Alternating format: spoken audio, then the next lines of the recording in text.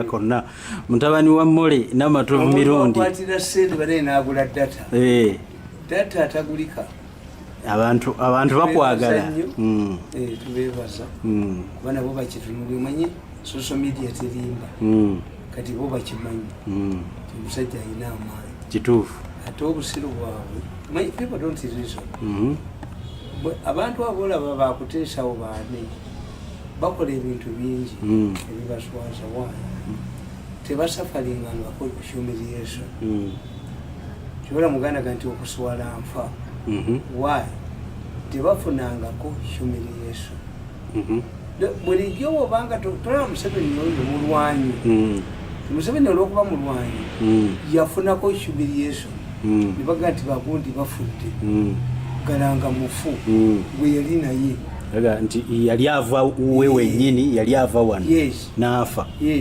kakati abo abafananga Museveni babeera prepared tukita inoculation kimanire kimi sine kyenjagala mu nsi kyonzijako oleeta ebyokunhumiliating oba okoze loosi oba sine kyesikulekera sina lawuni mu banka tosobola kunjooga kasonjooga ebyange naawe biba bikoze eki biba bikomye ate nze mbala nnyo manye okubala gavumenti nenjibala nti ebula yemeka ekyo kisoboka waliwo ezigibwako obujjo abula yemeka tukibala kuba tulina ebyebikiro nti gwe olowooza nti muwala wakuteesa okuvuganya ne muganda wa Museveni be basoma bokesa empabuli teriyo basoma kubasinga gye bali yes lwaki bakibalekedde nti mubaleke bakuname mpulira obayita basezi nti balwanira mulambo gwabwe kiyinza okuba abalala babajjamu no era bwe kijja okubeera ne mu revenue authority bwe kijja okubeera ne mu masomero mu education bwe kijja okubeera ne mu health mubaleke balonde abantu baabwe kiwunye bakuname bulijjo kyobagamba mubakunamye ne mu revenue ejja kulaba nga aba revenue authority basolooza na mundu musolo why nti musigaddemu mwekka abalamu bavuwazizza abantu bobaga baga nedda mubaleke kintu kyammwe kibalekere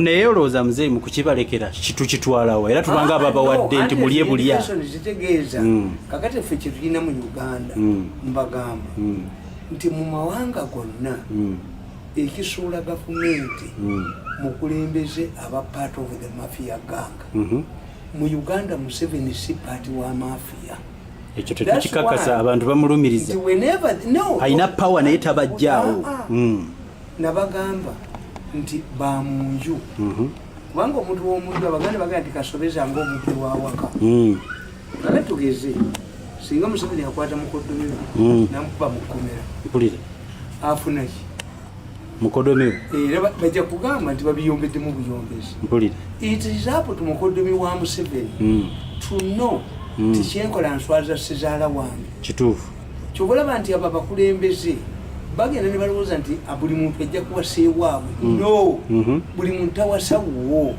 nabaga nti Diana yali tamanyi byabulangira Uhuru Kenyatta mukazi we tamuleeteddeko problemu yonna she is a daughter of a German mpulira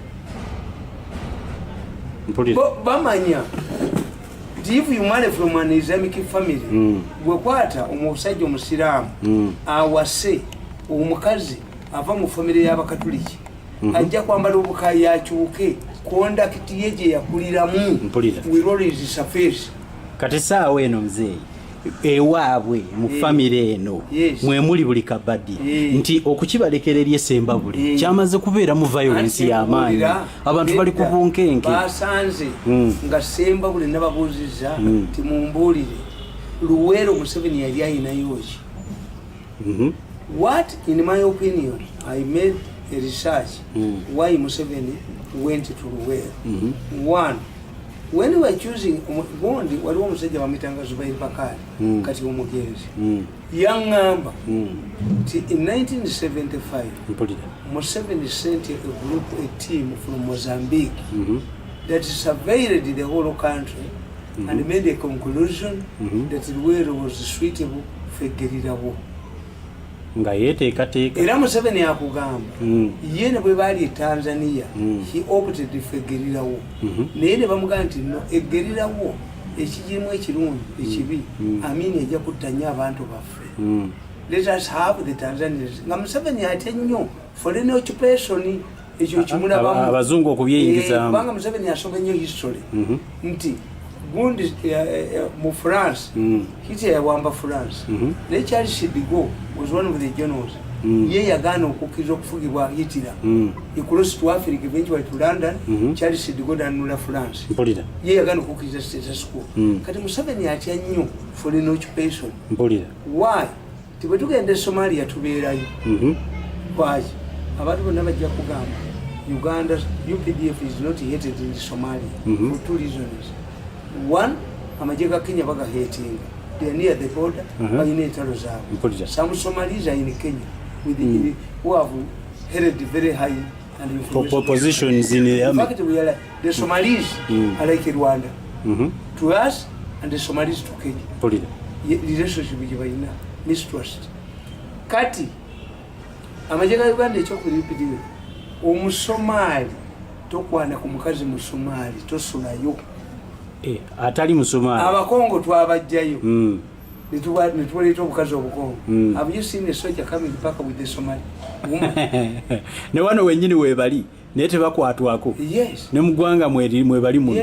Ekyokubiri Omusomali taliya mu Musomali munne lukwe ekyakubya Abamerika Falaya did bali bamuzinze mu kizimbe bakomando be battya ne badukayo Abamerika naye nga ate Omusomali taliya mu Musomali munne lukwe. Ekyokusatu ekiri Somalia which Uganda has avoided Manda Chako Amanda Kenya is making billions of dollars from selling the Chako in Somalia. Amanda kali kumpiteka musigiri buliyo manyi Somalia kikigundi ki desert waliyo miti nkugambye kava Kenya Kenya esubula Amanda nesubula nabano nesubula naki ani njagala kumanya muzee fe wano UPDF ebyewaze etya tebalinayo bakyala era tebalinayo ki babitegeera bwoba yagala Omusomalia kube mukwatire ku mukyala we ngabenda kubalala abali Somalia kubanga oyinza okubeera kati Singapore tolaba when you go to Singapore aba Singaporeans tebenda bali mu high life but the Filipinos and others the Indians go there for prostitution kubanga ensi eyakkiriza obwenzi egende Singapore omwenzi kasola omuwala akutte kambulera akatono aba atunda misana era po Singapore tayinza kupakwa mirundi otambudde noga nti oyina hoteli yo gyopangisiza ojja kwebaka ssaawa 7 novaamu n'ebintu byo n'obitereka nezitandika okukola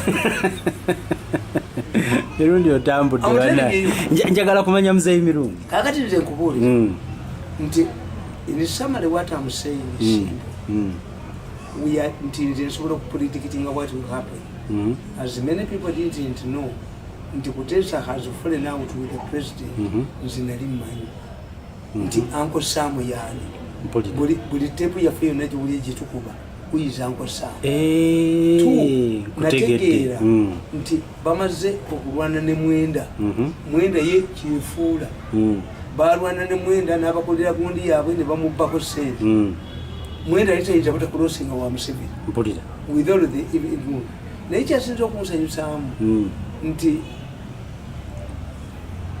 Tango Doi ne bagamba nti bamulisa Museveni bamujja Makeri Sambodi Tango Doi reveals nti Kutesa yamuleeta naye yamulagidde nti langira omwana wange yaba ayitamu Tango Doi n'amugamba nti wadde go wande naye appointment eriko manyago.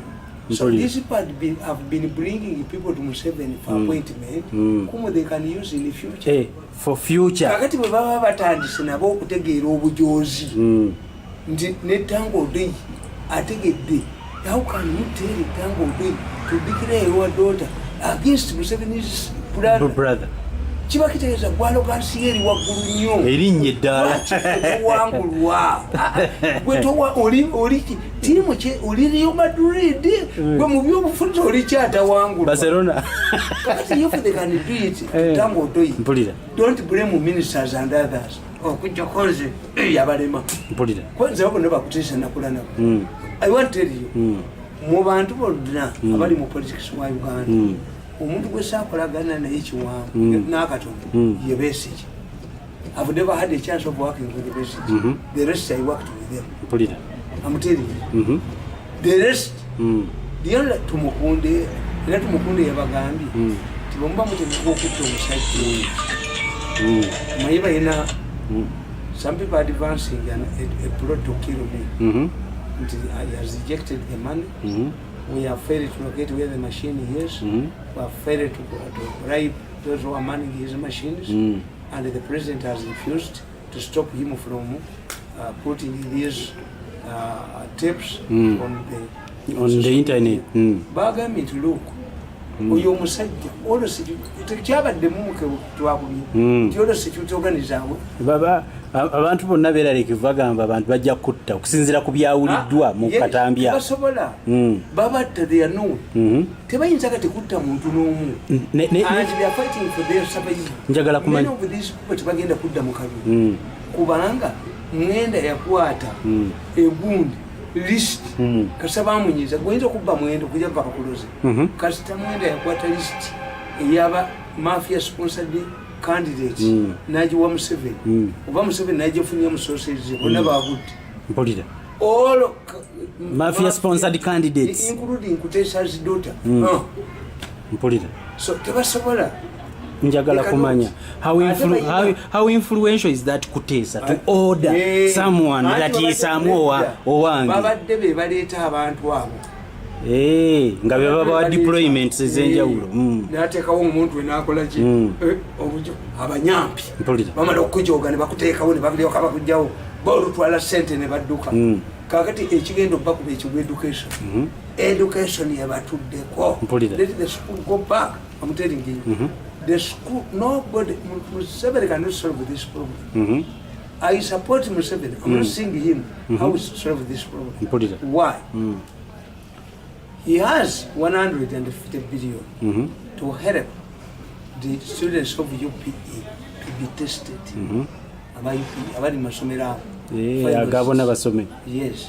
Kakati the problem is bana abasajja baleetadda mwabawulidde nga baleeta testing kits ezaabwe nti batestinga abaana booli sente bazippa okitegedde kyebaliko baleese ezaabwe esente za Museveni zeyataddewo sente za Museveni zeyataddewo baali baagala kuzibba amasomero gaggulewo gaggalewo mu 3 weeks ekyo twakikuba naziremera gundi Kasayija nazitya Kasayija tasobola kulinnya modi bakwata mbwa security ya America yora ne bahati munatumayo balala mujja kutumayo balala ono ye kakati bahati ne Kasayija kati abo bafuse bameera ba Kampala wagendera yonna awonga tutambula bajja kutyo kuli ale mukaganiziye mulwa ebe wa Kampala tali mulondo tulabana ali katulabe kakade kidudu oyo kidudu oyali mu energy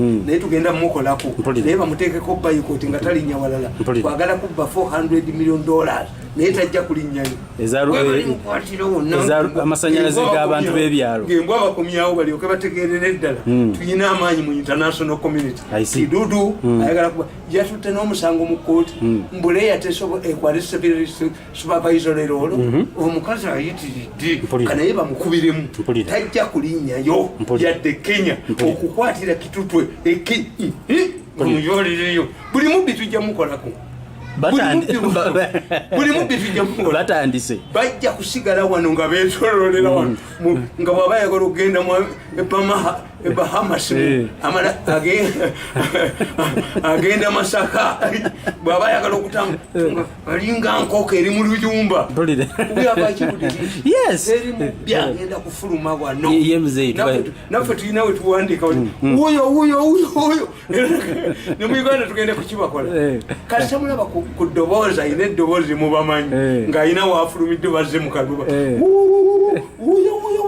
adde mu motoka yadduke n'obubbi bwe adde yeeka. That's the second phase. Okuba ndulu buli mulabo mubbi yenna ekyokusatu abaafiirwa abaana baabwe mufujje nga babajjamu ebyo buli eyafiira omwana amuwande olunaku lumu tujja kutunda ebintu byabwe amawoteeri amaki estate zebalina e Kenya basasule nawe tujja kutuukawo bataani tebamubaliisa kati tebayinza nakukolola muzeeyi abafunzizza kaseera kutte ku kisanafu naye bamaze okutubba zo tebannabakozi banaazikomyawo mwana wange ekisanafu kibadde semba buli bwobanga oyagala okusanyawo ekisanafu kiyiradde eri gye kiva gye bakiyiira mwana gwobadde kimulisa ekisanafu eri gye bakiyiire gye kiva dudu piri omuyiwa mu kiswa mwennyini kyebakola balaba ekisanafu wekiviira ddala omukazi najja asitamawo ku makya naga nti mukakiwaza ninkusuula kakati mukakiwaza yenanyini omusajja gyekiwaza ekisanafu ekisajja bakiyita kiwaza mu luziba bakiyita kiwaza kakati oli omukazi agenda najja nakisitamamu nakifukamu ku makya nti mukakiwaza ninkusuula nkulamusa kiri nekinyiga kikiwaza ajogoona abuuza mukazi wange nga zitambuzizza yavudde kati ekisanafu bakifukiddemu semba buli bano bakankanye miitingi bakatuuzeesi bakankanye babadde bamanyi nti bagenda kuba Museveni era bamwongere they were sure the electoral commission officials sente nga baziriti bani bonna nga bazituhumiliate Museveni kakati bwitino ate kati eyabadde omulwadde ate yajjanjaba omulwadde profesa yali awulira programu yange kulomukaago nakola akatabi bamutwalirawo enakase kati ate yakubiriro no don't overreact kati omulwadde eyajjanjaba omulwadde ate gwebajjanjaba kati omulwadde avudde ku kitanda aleseeko omujjanjabi ensi y'abajulizi teri ajja gikola mu kibi ne Idi Amin yakoma ku myaka 9 naga nti nedda sebo weyongerayo ku mulembe gw'obwe tetwagamba nti Katonda yagenda mu liivu naye era Museveni yayingira mafiya tigomeza ensi mafiya ejoza ensi mafiya etufukidde omusulo ne batwala buli muntu yenna ne bagenda mu byalo ne balaba amayumba g'abantu amalungi ne baga nti oyo akolawa timukirialensi oyo ne bamukwata ne balaga luddawa ne balaba edduuka ne balaba poloti ne bakola ekyapa ne balaba ekyo ne bakibba entwala gye babatwala mafiya ganga nze gyeteesa mbiwulira naye eri panike baali bategese emyaka abaana baffe banajja nabo bagende nga mulamuzaaki faamu yammwe nga mulamuzaaki abaana bwe balina okikwatamu buno bwogeza amaanyi buno omanye emmese envubuka nga bano bempulya boogeza amaanyi nomujja kudduka ate mugenda kuddukira ddala emmese envubuka zaatuula nezigamba naye kapeyi yeyereetira bano baddadi nabo basiru bano basajja bakulu basiru people power emmese kapeyi yereetira nete emmese egiteeti mutemugiwulira ne mudduka eyo kapa ebeera yebasa ekiseera kyonna omanyi kakapa kebaka nebulayo emmese envubuka eyeevaamu nejambika ekide nga buli wayita tugiwulira netudduka emmese enkadde zaseka nezizigana nemulowooza nti aidiya eyo ffe tetugirowoozangako aidiya yamwe ekivubuka mwenna balenzi mmwe ani asobola okwambika kapa ekide Bobi Wine naava Bobi Wine ne bamutumayo bano waliwo nakali mu New Vision ako nakoka nekkulubya nabwo babantu mawulire ne bubwonoona naye enkulayirira n'olwaleero teri kapa teri mesa eryesibye kapa kiti the puzzle remained there. Njagala kubuuza mzee. Teriyo gurupu ejja kujooga bantu nebajoga nogati ejja kubalika except if the president is involved. When the president is not any president in a country, once he is not involved, he is not part of the mafia fellowship, the mafia fellowship cannot win.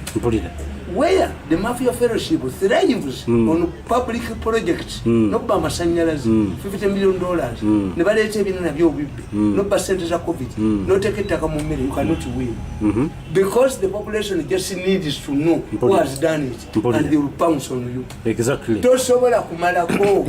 Njagala kumanya muzeeyi. Kakati yesodo ne Museveni bafunira muwa. Just lwabadde lutalo lwa tompangula abantu babe bagenda bafunira muwa. Museveni solving succession battle. Museveni has no alternative. He cannot go into exile. Museveni Gaddafi can't be humiliated. Era Gaddafi yalisha Dduka mu ggwanga. No. Zuma yagezaako okujjayo Gaddafi.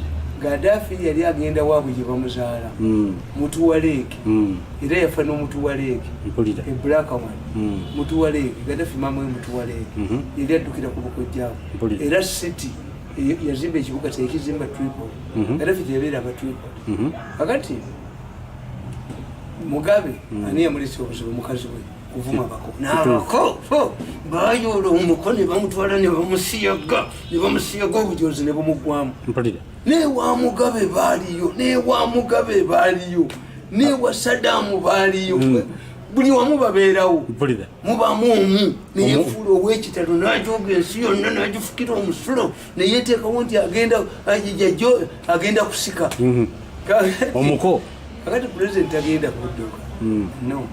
There's no reason why Museveni. I have helped him on one thing. As these people are heaping everything on him, sacrificing, Mirundi has come up strongly. Nimbaganti babikola.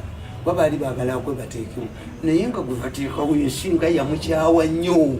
Bananga gwe bateekawo ensi yamukyawa. Omulenzi oyo ensi yamukyawa muteekawo ensi gwe yagala. Naye namuleetera ddala ensi gwe yakyawa. Talina buwagizi. Atambula n'amakoti yaga ssente yavumanga sezaala we ng'ali mu mawulire n'akola kati baamwetegekera addemu amuvumi. Nedda addemu amuvumi. Olabe bwe bamuleeta nga talinnya. Addemu amuvumi bwe alina ideas. Alina ideas ki? Ideology. Ideology talina. Bantu muwumuza. Yagala taliko kuwandika ideology mawulire. Nakona kwa new vision yawo. Bwe bakolanga ideology yawo. Kawandika buli kasana nakona obukolo bindi bwe tekayina kyekayina. Obu busajja tebuyina kyebuyina. Tubugye wano tubukuba ku bantu buteeka wali. Kakati obugamba nti what's the role of Sodo. In many countries, leaders get their relatives who can do things for them. Nemu Buganda one, the most powerful person for many years, as I've been explaining, is Kakunguru. Kakunguru helps the Kabaka in many ways. Why? Kakunguru is not a Mulangira who can succeed him because the 1900 agreement ensured that the Kabaka of Buganda must come from the lineage of Mutesa I. Kakunguru is a descendant of Nukumbogo, which means the Kabaka is very secure with Kakunguru. There are many people about many going to practice Abaganda. A Sabalangira is not a close relative of the Kabaka. A Sabalangira is not, cannot become Kabaka. He is a Mulangira, but who comes from distant kings. Katoyinza okusanga ono aliwo n'anyaga ennyo. Abeera mu ttaka oyo gwe bajja okuba n'empale bagimuggyemu. Kati oyo ayinza okuba nti nva mu Ssekabaka owa30. Omulangira aliko oyo aliwo kati. Oyo Saabalangira talya Bwakabaka be ba Mulundu. Saabalangira Mulundu. They are not close relatives of the Kabaka. Kakati babateekawo. Kakati okiraba kyembadde nkunyonnyola nti Kabaka ebintu ebisinga obungi abeerawo n'omuntu gwatatya gundi yabikola nekibinge. Why?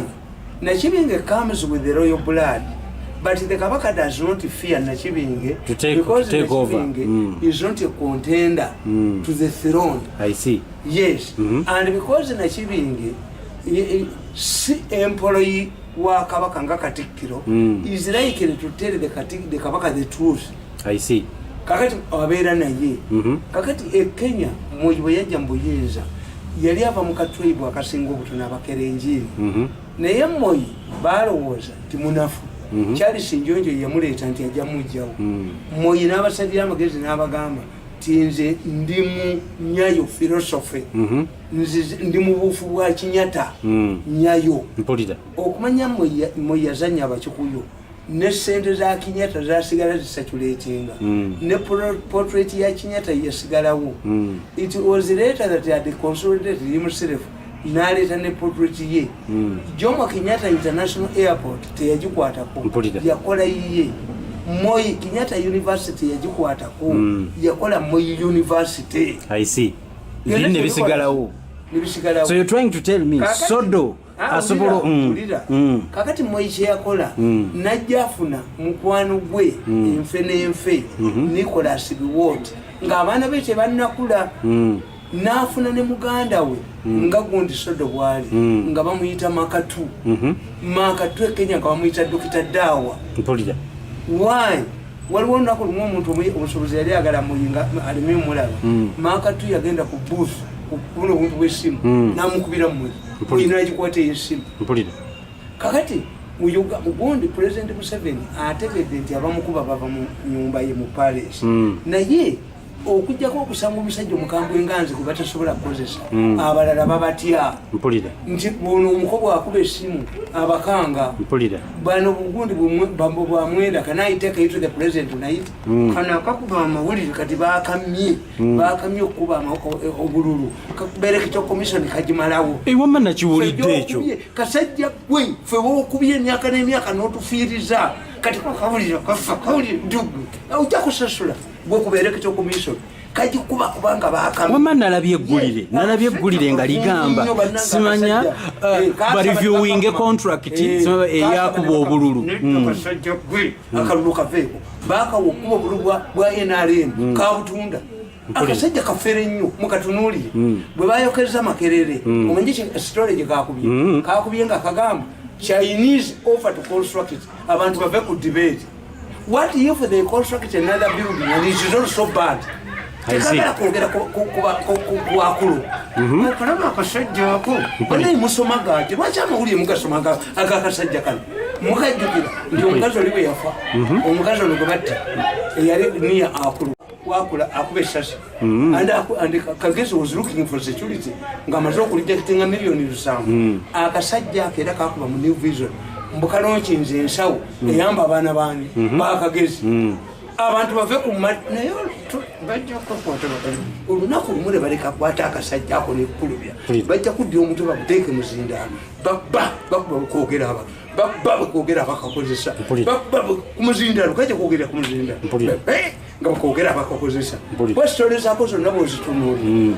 Why don't you in government newspaper you cannot blame fire brigade? No. What you should do, the fire brigade failed to do its work, but at least even forensic experts like me, once you get him Muyonga, you can understand who, what was the role. Akulala was at Tumanyi, nti waliwo omwana yafuna details mukutunda ettaka yekabanyolo nawa omwana oyo ne bamukwata era ng'akulubwa akola onulayini ne bamuwa miliyoni bamuwa miliyoni 2 ne bategeera musajja omwana n'abagamba ti information eno gye bawadde naye emirundi ayinza okuba nga agirina ne bagamba ti emirundi yetayogerwako katuuki ekizimbe kati kana akasajja kakugamba lashi Chinese. No, before we talk about a Chinese, why don't we talk about even the Muyonga? What caused the fire indeed? Must be sealed for evidence. Yes, kagala era kasajja gwe kankukunamye ense kutegeere kiri bakyangu ku lunaku luli ng'ekyennyanja kivudde mazzi okuvumbagira nze njagala abantu bategeere my role is people to understand the situation available. Look, why should New Vision publish a story immediately that the Chinese are ready to construct? What does construct mean? Construct means that you remove Muyonga. I see. All the evidence will be swept away. What is itching Kabushenga? Kabushenga, tell the country, what is itching you? This happened when this woman I've mentioned died. Immediately the woman, before her burial, Kabushenga launched a fund to help her children. Did you take her children there? Kabushenga, this is evidence. What either you know these who the perpetrators of these things, or you are part of them. What itches you? Kabushenga chiche kutakulanga on serious issues. You crave your busiru. All of this is evidence. Jakuba byandala, arrest byandala, editorial webi, kurugudo lwekatosi. Olowooza Kabushenga oligenda ku faamu yo ekakiri obenanziga wakitetundibwa kubanga gwokola ebintu ebyo bali gitunda ne basasula abantu abo nga gwe wamaze dde okupasuka kulya n'akuba bujingo n'amukuba n'amuonoona kati what happened no njagala kumanya muzeeyi ebyo bye nalabye mbu simanyi aba reviewing contract y'okkuba obululu munyiivu nti teyagifunye bamumye. Yes, because the president abagamba nti ababadde bakuba obululu babadde bawanu. All of these are fake companies. I told you. Babadde base kituufu wakiwandiikako ne mukatabo nekisomako. Should I read it? Mpuli. Nkuleete akatabo ako. Twate tulina okukateekamu. Enseeka funzizza bajja kategeera okudde esironko kali kwata aluwa okudde esironko Kabushenga okudde esironko kalimala kwata aluwa kuddamu bajja mukwatirako kambasomera akatabo kano tunyuke bulungi nnyo tugende.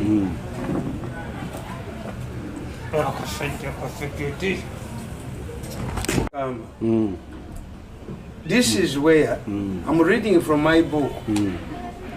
How mafia uses sex scandals to malign targets. It has the picture of the photograph of the late Kasuja, who was at one time the chairperson of the Electoral Commission. Kasuja was subjected to negative articles, editorial articles in the New Vision and Advocate, and was portrayed as a sex pest.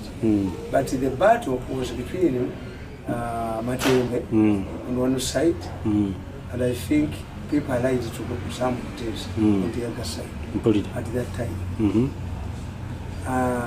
So I wanted to justify, to defend my assertion that this man is now printing, publishing negative articles about the Electoral Commission. But what he doesn't know is that the removal of Lwakojo means that the president has been monitoring the Electoral Commission. That man, New Vision, was given a contract to print ballot papers for NRM. Yes, for NRM elections. The command messed it up. The same command was given money to print exams to be distributed to kids during the holidays, during the COVID-19. Where are his papers? Well, how did he expect it? This is arrogance and stupidity. They have given you a contract to roast a goat. You have failed miserably. Can you be allowed to roast a bull? Why don't these things percolate into your head? Because of arrogance. He's very arrogant. Kabushenga believes that his media is very effective. There is no effective newspaper in this country. News are more powerful than all of the newspapers combined. What are their circulating levels? Tell me, what are their circulating levels? How many copies do they circulate? And how many people buy them? And how many people believe in what they read in these newspapers? Kakati nkugamba nti ye kyatamanyi nekiwandiika wano. I wrote this book. God bless you. Tuesday, 21st May 2019. After my talk show on NBS, which means it was a Tuesday with Kazibwe Bashir. This was a Tuesday when I completed this book in 2019. Nkugamba. During the 2006 presidential elections, some elements in the opposition political party of TC wanted to rig elections through their agents in the Electoral Commission. They hatched a plan all the way in South Africa.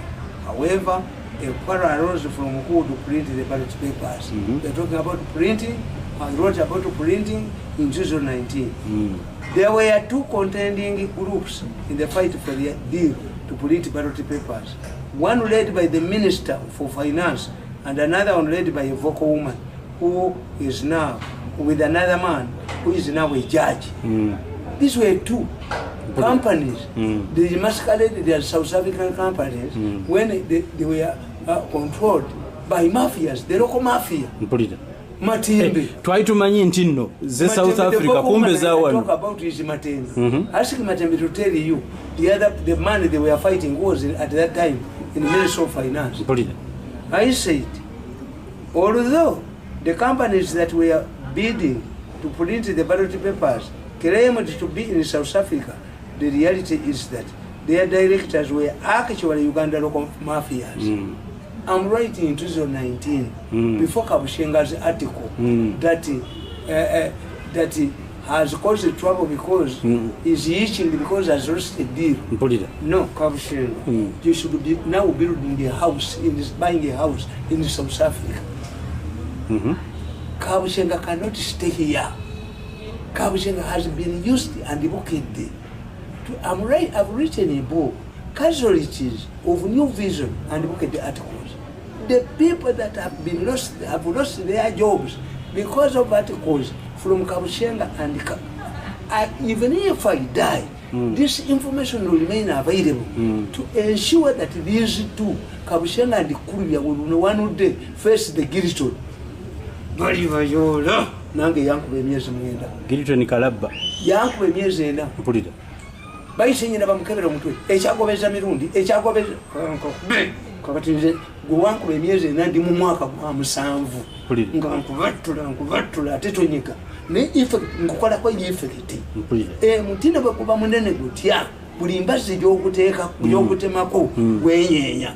Kabushenga ne Kurya ne New Vision ne Bukedde and the media, the vision media mbayinako impact. Mbayinako impact yose bategeere nti mwe muli ba mercenaries. Yes, kakati nkugamba nti as the two groups were salivating for this lucrative deal, the group led by the minister outsmarted their rivals. The minister used his influence in the Ministry of Finance and delayed the funds. The delay meant that the commission could not advertise for bids, which according to the law must be done in 90 days. Under such circumstances, the company that previously won the bid is considered. This is what the minister thought. Armed with this legal position, the chairman of the Electoral Commission, Azizi Kasugi, dispatched a team to South Africa, sealed the deal. However, the other group, led by the vocal woman, Matembe, and a man who later became a judge, used the IG's office and ordered the team sent by Kasugi back to Kampala, which they did. Unfortunately, the then Minister of Justice was a tough woman. When she was approached with a proposal to extend the election date, the woman rejected it, arguing that she could not amend the constitution to favor the interests of a few individuals. She also noted that the rivaling thieves never went to the bush. Ajati Mokwaya stood her ground. The impasse was solved by President Museveni when he directed as follows. No need for constitutional amendments to extend the elections. The team should return to South Africa and print the ballot papers. Number 3, the then Inspector General of Police, General Katumba Wamala, should investigate alleged corruption in the whole deal. The president knew that the IGIG was involved in the deal. The side of the vocal woman Matembe and her partners was humiliated. The vanquished group, like now in Kabushenga's case, however, directed their wrath and the media bombardment, as Kabushenga is doing now, the chairman of the Electoral Commission. Haji Kasuja, as Kasuja was preparing to go to Entebbe to receive the ballot papers, he received a call from State House in Nakasero. On arrival, Kasuja found out that Museveni was in a meeting with the senior army officers and he was asked whether he was aware that the ballot papers had been received by one commissioner, Hajatina Sanga Bill. Museveni went further and gave Kasujja a copy of a printed ballot and asked him if it was a genuine copy. At this point, Kasujja almost fainted. He, however, confirmed that it was a true copy of the ballot papers that had been ordered from South Africa. He wondered how the president had got it though. The president told Kasujja to go back to his office and wait. Within 3 minutes, Hajatina Sanga Mir was arrested by security agents. Kakati byenyini byewawandika Kabushenga byalimu bombardment jebawa company kuba teyafunye deal. No, Kabushenga Tegera, there is a new change.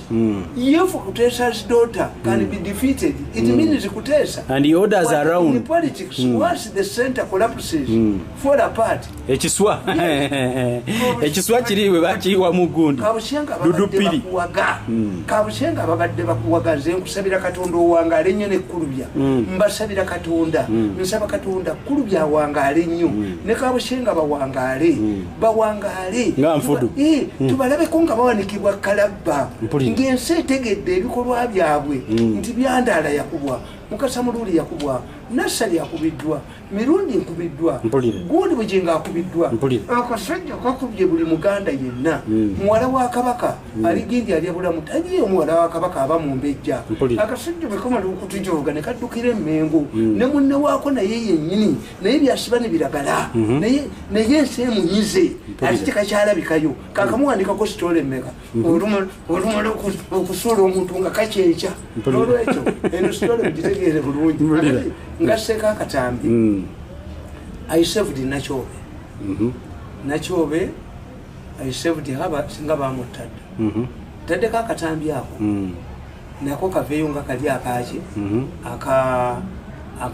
Abali batunda ebintu ekituufu. Kati naka Nachobe kakaveeko ensetegeere. Abasajja bano ne bananzita. Naye tebasobola basikaza kantu nakamu wano kuba bamanyiddwa. Tumukunde yabagambye naye beewera mu Katambi kali. Tumukunde yabagambye nti do it and see. Obugalu bingi bwadduka tayinza kulwa tafuluma na wano ataddukira mu n'abaana bavuga helicopter tajja basa bamutamwana akikola yadduse dda kibeera wano bali kulesi oyinza okulaba bwe badduka mafia bwedduka they cannot think about it. Mzee manya kumpa eddakiika emu ku bino ebya Mukamaawo okusembebwa abantu miliyoni 5. That is propaganda. Why? Batugambako nti NRM eyina abantu 33 ku kyalo. Mayigamba bulire bogere byobusiru nga bagala kubira mu sente. Let me tell you, President Kagame yagamba nti afuna 99%. If you get 99%, do you need a police force? Because all your supporters people love you. You don't need the army, you don't need police. Ujja kusanga nti bo baba kola ebintu ebyo babikola kuswaza Museveni. What if ogenda ekyotera oba mugundi zonna mwe bazijje n'otasanga yo bululu after elections, what will you do? Millions wayogeddeko otazisangayo bwe batalibayo mu kalulu mpulira nga wabyogere eno nga nekanabala kubaawo nti mwe kyemutamanyi Bobi Wine kasita afulumya ababaka ba parliament n'afulumya ba chairman ba fayi nga tebajja mu ggwanga lyonna toyinza kuga nti aliwangula gavumenti mpulira why obuleenya ala ofune eswera kakati kubo batoyina mu ggwanga mwonna ng'osimbyewo abantu kite kuru campaign for you in those areas. I see. Kati eno mistake is it a miscalculated move? Nti baba nonya kulya sente. Two, abantu abo be batadde to endorse Museveni think nti bajja kufuna je bujja. Fedwate wana abantu bali bababuze tena tekayo nerinnya lyange. I'm telling you, those people will demand money after the elections.